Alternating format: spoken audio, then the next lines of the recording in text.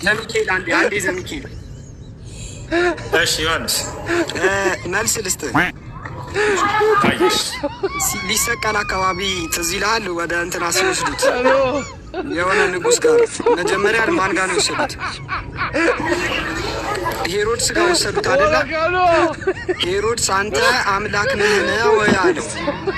ከዛ አዎ አንተ እንደምትለው ነው ሲል በዱላ ገረፉት አለ። ስለዚህ አምላክ ነኝ ብሏል ማለት ነው።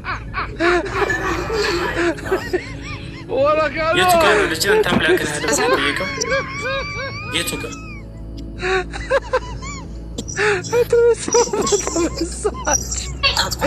ሊታሰር አካባቢ ታሪኩን ታውቃለህ?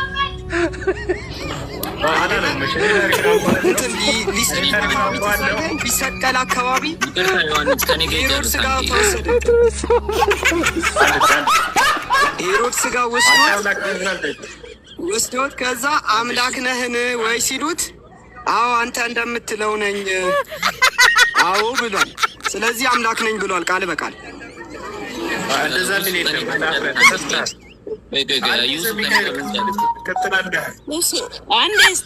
አንዴ ቆይ ጥያቄ ልጨርስ። ሁሱ አንዴ አትድረቡ እስኪ ጥያቄ ልጨርስ። እኔ አሁን ኢሳ ለምን አላገባም ብዬ ስጠይቅ ወደ መጽሐፍ ቅዱስ ወደ ኢየሱስ ክርስቶስ መጣ። ይሄ ራሱ አይደረግም እንደዚህ። አንተ አሁን የራስ ቁራን ላይ ቆመ ነው መመለስ የሚገባው። ኢየሱስ ክርስቶስ ግዴታ እኔ አምላክ ሲጀመር እኔ አምላክ ነኝ አይልም። በአምላክ እኔ አምላክ ነኝ ብለን አይደለም አምላክን የምናመልከው። አይተነው ነው እያመለክን ያለ ነው። አሁን አንተ አምላክን በአይንህ አይተህ ነው እያመለክ ያለው? ንገረኝ እስኪ። አይተህ ነው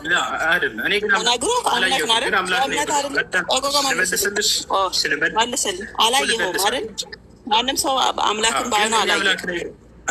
አዳምጪ እንጂ ታዲያ በጌታ ስም ረጋቤ ጠየቅሽኝ አይደል? እስከ መለስ ዕድል ስጪኝ 2 ሰከንድ።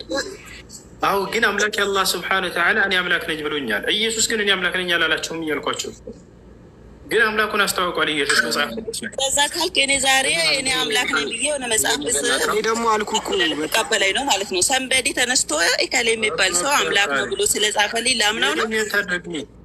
ቆይ አዳምጠኝ፣ አንተ ብቻ ዛሬ ልትቀበለኝ ነው ወይ አለች። ቆይ አዳምጪ፣ የእኔ አዳምጪ አንድ ጊዜ አንዴ።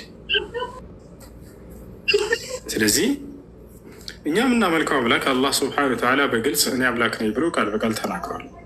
እናንተ ግን የምታመልኩት አምላክ ኢየሱስ ክርስቶስ እኔ አምላክ ነኝ ብሎ አልተናገረም።